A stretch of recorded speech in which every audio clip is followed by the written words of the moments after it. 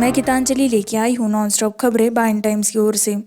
कर्नाटक कोविड-19 toll अब 35 और 2 मौतों के साथ राज्य में मामले 981 तक बढ़ जाते हैं।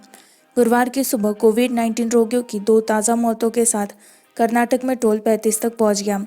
उनमें से एक दक्षिण कन्नड़ की एक 80 वर्षीय महिला थी, जिसे एक स्ट्रोक के साथ एक निजी अस्पताल में भर्ती कराया गया था। कोविड-19 की पुष्टि होने पर उसे एक सरकारी अस्पताल के आईसीयू में स्थानांतरित कर दिया गया। गुरुवार को सेप्टिक सदमे के कारण उसकी मृत्यु हो गई। दूसरा मृतक 60 वर्षीय व्यक्ति है, जो आंध्र प्रदेश के अनंतपुर का निवासी था। उन्हें गंभीर निमोनिया, श्वसन संकट, हाइपोटेंशन और मधुमेह के साथ बेंगलुरु के एक अस्पताल में भर्ती कराया गया था। कार्डियक अरेस्ट के कारण उनका निधन हो गया। 2 नए कोविड-19 रोगियों की भी रिपोर्ट की गई थी, जो राज्य की कुल गिनती 981 मिड डे बुलेटिन के अनुसार ला रहे थे। इनमें से कुछ बेंगलुरु के पडारन्यपुरम इलाके के हैं।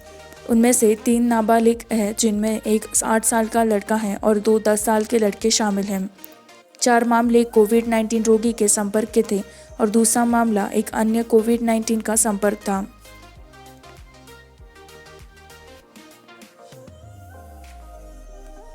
महाराष्ट्र में एम्बुलेंस से शराब जब्त, 5 अन्य वाहन, 15 का आयोजन किया। एक अधिकारी ने 5 लाख रुपए की शराब जब्त की है, जो अवैध रूप से महाराष्ट्र के पालघर जिले के विभिन्न स्थानों पर एक एम्बुलेंस वैन सहित विभिन्न वाहनों में ले जा रही थी, और इस संबंध में 15 लोगों को गिरफ्तार किया गया, एक अधिकारी ने गुरुवार को कहा।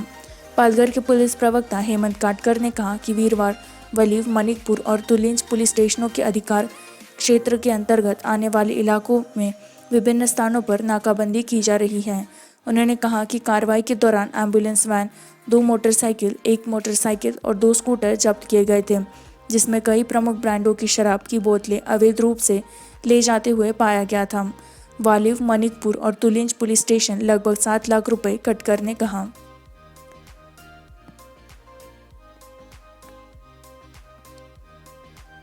केंद्र के पैकेज के बाद उत्तर प्रदेश 56,000 एमएसएमई उद्यमियों को 2002 करोड़ रुपए का ऋण देता है। केंद्र द्वारा घोषणा के 24 घंटों के भीतर उत्तर प्रदेश के मुख्यमंत्री योगी आदित्यनाथ ने गुरुवार को एमएसएमई क्षेत्रों में 56,754 उद्यमियों को 2002 करोड़ रुपए के ऋण दिए। एमएसएमई क्षेत्र को मजबूत करने के लिए सहयोग राज्य में पहले से ही किए गए थे, जो अब बन गए हैं। देश का पहला राज्य जिसने इतनी बड़ी राशि का ऋण वितरित किया।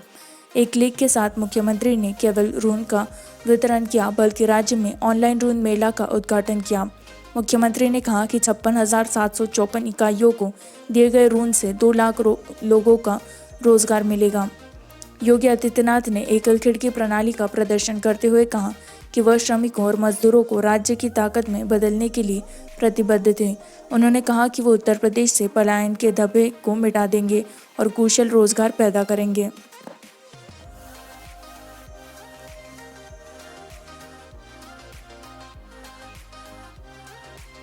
कोविड-19 की मृत्यु से 2,549 तक बढ़ जाती है। देश में मामलों की संख्या 78,000 के पार। स्वास्थ्य मंत्रालय। केंद्रीय स्वास्थ्य मंत्रालय के अनुसार बुधवार सुबह 8 बजे से पिछले 24 घंटों में 134 मौतों और 3,722 मामलों की वृद्धि दर्ज करते हुए गुरुवार को कोविड-19 की वजह से मृत्यु दर 2,549 हो गई और मामलों की संख्या 78,003 हो गई। स्वास्थ्य मंत्रालय के एक वरिष्ठ अधिकारी ने बताया कि कोविड-19 के मामले 49,219 थे, जबकि 26,234 लोग अब तक ठीक हो चुके हैं और एक मरीज पलायन कर चुका है। कहा जाता है कि लगभग 33.63% मरीज अब ठीक हो चुके हैं। बुधवार की सुबह से लेकर अब तक कुल 134 लोगों की मौत हो चुकी है, जिनमें से 54 महाराष्ट्र में, 29 गुजरात से, 20 पश्चिम बंगाल में, 7 मध्य प्रदेश में, 4 राजस्थान में, 3 तमिलनाडु में, 2 प्रत्येक में तेलंगाना और कर्नाटक और आंध्र प्रदेश, बिहार, जम्मू और कश्मीर और उत्तर प्रदेश में एक 2,549 लोगों की मृत्यु के बाद महाराष्ट्र 975 मृत्यु के साथ सबसे ऊपर है। गुजरात 566 मौतों के साथ दूसरे स्थान पर है। इसके बाद मध्य प्रदेश 232 पर, पश्चिम बंगाल 207वें स्थान पर है और राजस्थान 121 पर, दिल्ली 106 पर, उत्तर प्रदेश 83 पर, तमिलनाडु 64 पर और आंध्र प्रदेश 47 पर।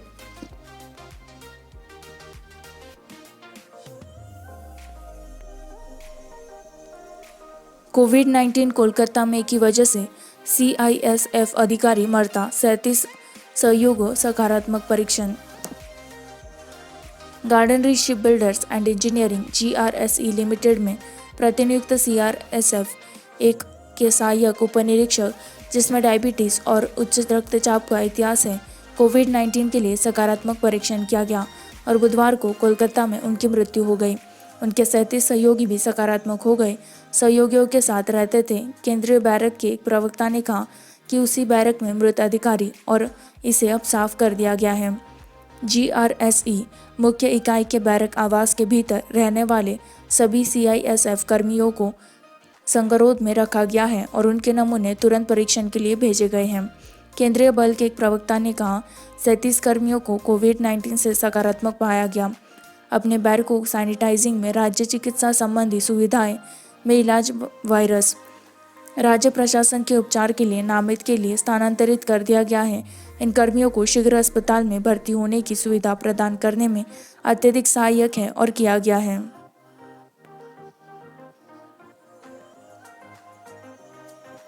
कारखानों को स्थापित करने के लिए व्यापक परमिट जारी करने के लिए महाराष्ट्र के उद्योग मंत्री सुभाष देसाई ने बुधवार को कहा कि राज्य सरकार बड़ी बड़ी औद्योगिक परियोजनाओं के लिए महापरमिट प्रदान करेगी, जिसमें प्लांट स्थापित करने के लिए आवश्यक सभी प्रकार की अनुमतियों को शामिल किया जाएगा।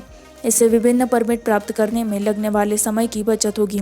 एक कारखाना शुरू करें, मंत्री ने यहाँ संवाददाताओं से कहा। सभी कंपनियां चीन से कोरोना वायरस प्रकोप के बाद वापस आ रही है और हम घटनाक्रमों को करीब से देख रहे हैं।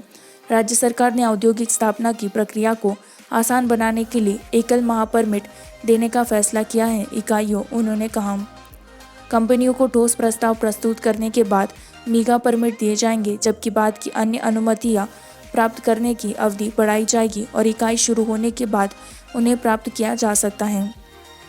देसाई ने कहा, महापरमिट के लिए सभी आवश्यक अनुमतियां होंगी।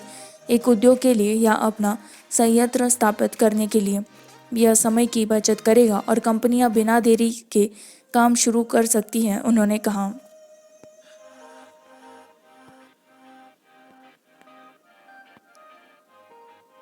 कोविड-19 ऑनलाइन बैकग्राउंड डांसर्स के लिए रफ्तार खड़ा है, चैरिटी लाइव स्ट्रीम सेट करता है। रैपर रफ्तार ने कोरोना वायरस महामारी के कारण चल रही तालाबंदी के बीच बैकग्राउंड डांसरों के लिए धन जुटाने में मदद करने के लिए एक चैरिटी लाइव स्ट्रीम की स्थापना की है। कोविड-19 का प्रकोप लाखों लोगों के लिए भावनात्मक, मानसिक रूप से एक बड़ा झटका साबित हुआ है।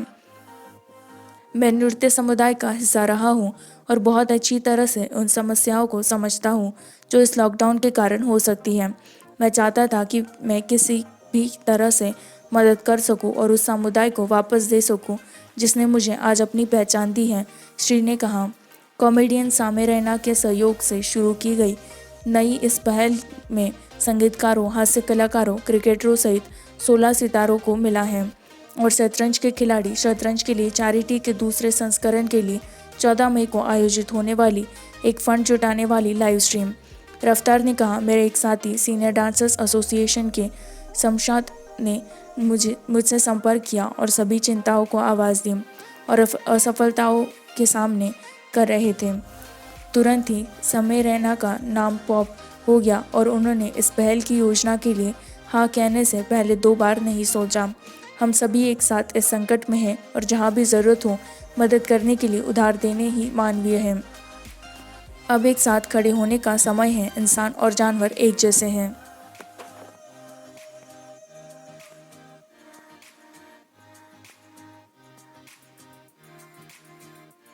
गोवा अब कोविड-19 मुक्त नहीं है क्योंकि राज्य 7 नए मामलों की पुष्टि करता है। गोवा में 7 संदिग्ध कोविड-19 के रोगियों के नमूनों ने इस बीमारी के लिए सकारात्मक परीक्षण किया है। राज्य के स्वास्थ्य मंत्री विश्वजीत राणे ने गुरुवार को कहा, गोवा को पहले केंद्र सरकार द्वारा ग्रीन जोन घोषित किया गया था क्योंकि मई से एक भी सक्रिय कोविड-19 मामला नहीं था।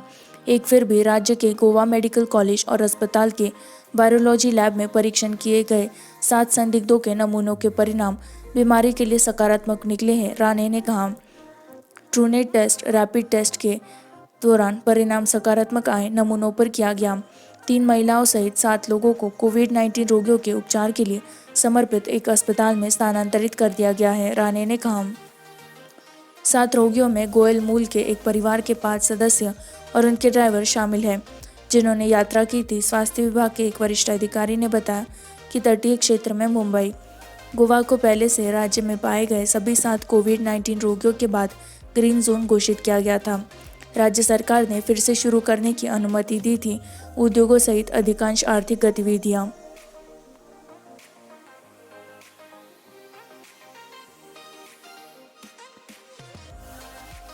नीरव मोदी को बचाने की पूरी कोशिश कर रही कांग्रेस भाजपा ने गुरुवार को कांग्रेस पर आरोप लगाया कि भगोड़े व्यापारी नीरव मोदी को बचाने की पूरी कोशिश की जा रही है, जो ब्रिटेन की अदालत में प्रत्यर्पण की कार्रवाई का सामना कर रहे हैं।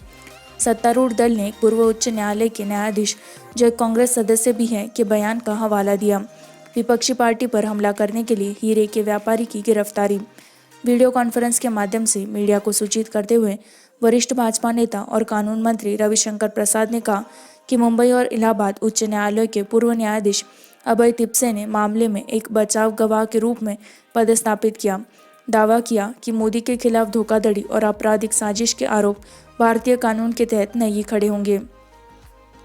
प्रसाद ने कहा कि तिप्से 2018 में कांग्रेस में शामिल हो गए थे और जैसे शीर्ष पार्टी नेताओं से मुलाकात की थी। जज साहब अपनी व्यक्तिगत क्षमता में काम नहीं कर रहा है, लेकिन कांग्रेस के इशारे पर काम कर रहा है। उन्होंने दावा किया कि तिप्से शायद ही कानूनी हलकों में एक बड़ा नाम है। अतिशक्ति है मौजूदा परिस्थितियों में, जिनसे हम अनुमान लगा सकते हैं कि नीरव मोदी को बचाने और उन्हें बचाने के लिए कांग्रेस पूरी कोशिश कर रही है, प्रसाद ने कहा। विकास ने दावा किया है कि विकास ने विपक्षी पार्टी को बेपर्दा किया है, जिसने हमेशा मोदी और उनके चाचा की रक्षा करने की कोशिश की है। मेहुल चोकसी एक भगोड़ा भी।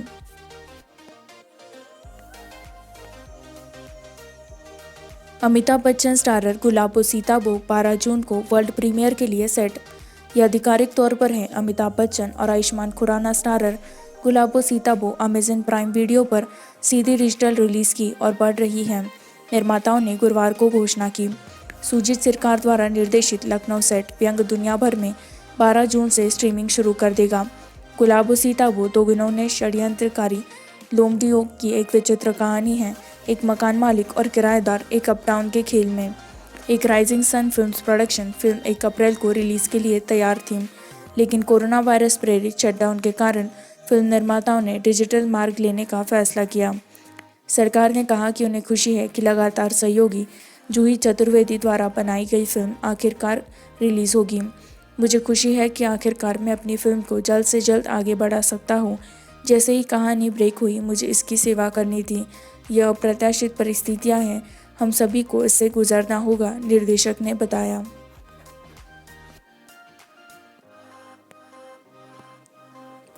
बंगाल सरकार रेड जोन में गतिविधि की अनुमति देगी। पश्चिम बंगाल सरकार ने लाल क्षेत्रों में कुछ गतिविधि की अनुमति देने का फैसला किया है। सीएम ममता बनर्जी ने कहा कि राज्य में रेड जोन को ए, बी और सी में वर्गीकृत किया जाएगा और पुलिस डिवीजनों को अंतिम रूप देगी और 15 मई तक गृह विभाग को एक रिपोर्ट सौंपेगी। यह छूट 21 मई से लागू होने वाली है। जोन ए, जोन बी और सी के दौरान कुछ भी करने की अनुमति नहीं दी जाएगी। ऐसी गतिविधियां जो स्थिति को उत्तेजित नहीं करेगी। सामाजिक गड़बड़ी और अन्य प्रोटोकॉल का पालन करना अनिवार्य होगा। केंद्र द्वारा 10 बंगाल जिलों को लाल क्षेत्र के रूप में मैप किया गया है। राज्य सरकार के एक अधिकारी ने कहा, बैरिकेड्स द्वारा बंद किए गए पॉकेट्स को रेड जोन ए माना जाएगा। बैरिकेड्स के बाहर से के इलाके को रेड जोन बी माना जाएगा, जबकि बाकी पॉकेट्स और इलाके जोन सी के अंतर्गत आएंगे।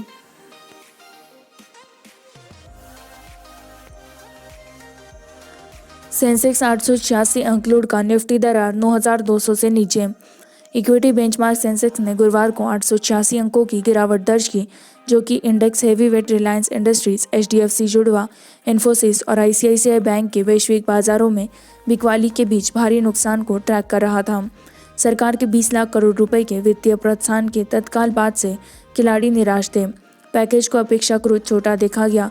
जल्द ही किसी भी समय विकास के पुनरुद्धार के बारे में संदेह को बढ़ाते हुए विशेषज्ञों ने कहा, दिन के दौरान 955 से अधिक अंक दुर्घटनाग्रस्त होने के बाद 30 शेयर सूचकांक 885.72 अंक या 2.77% कम होकर 31,122.89 पर व्यापक NSE निफ्टी 240.80 अंक या 2.57% चढ़कर 9142.75 पर पहुंच गया।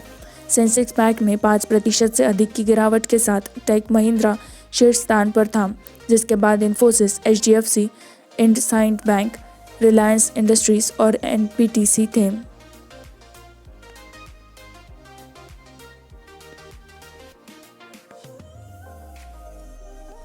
केंद्रीय मंत्री नितिन गडकरी, ट्रंप का कहना है कि यह लैब ग्रो वायरस है।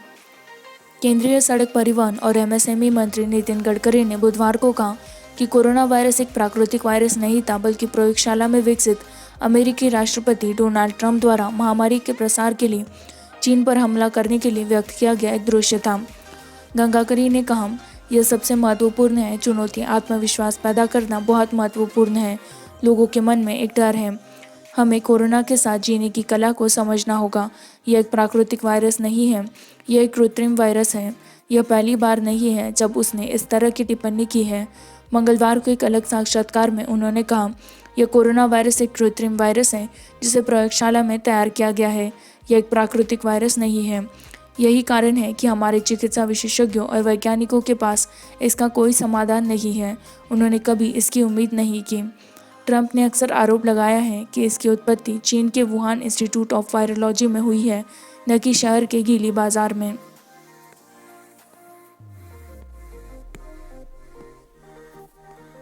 विजय माल्या ने ब्रिटेन के सर्वोच्च न्यायालय में प्रत्यर्पण के खिलाफ अंतिम अपील खो दी। विजय माल्या ने गुरुवार को ब्रिटेन के सर्वोच्च न्यायालय में अपील करने के लिए अवकाश प्राप्त शराब तस्करों के लिए एक झटके में अपना आवेदन खो दिया, जिन्होंने पिछले महीने अपनी उच्च न्यायालय की अपील के खिलाफ धोखाधड़ी और मनी लॉन्ड्रिंग के आरोपों के बिना अनधिकृत ऋणों के संबंध में अपील खो दी थी।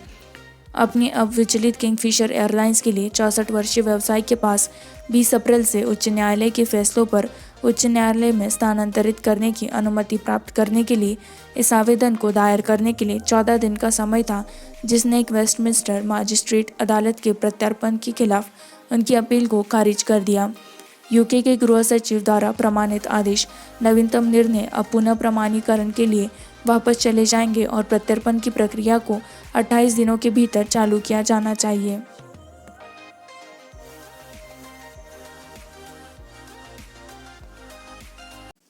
इसी के साथ मैं संवाददाता गीतांजलि आपसे विदा लेती हूँ। इसी तरह की नॉनस्टॉप खबरों को जारी रखने के लिए लाइक करें, सब्सक्राइब करें, शेयर करें।